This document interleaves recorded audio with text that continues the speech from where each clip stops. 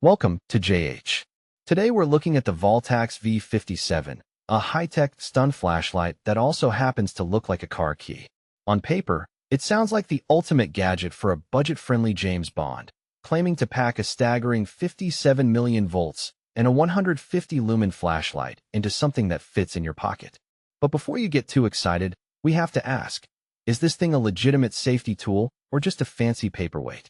Let's start with the marketing, which is genuinely hilarious. They describe the device as clinically proven, 100% vegan, and cruelty-free.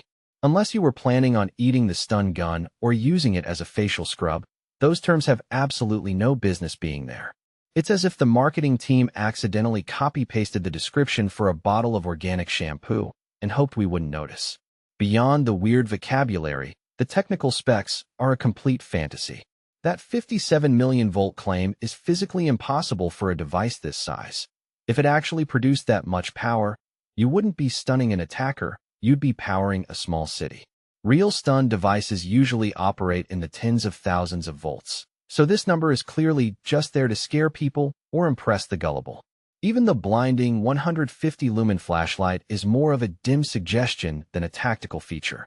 The sales tactics are equally sketchy, featuring a permanent, limited-time, 70% discount and claims of 35,000 customers without a shred of evidence.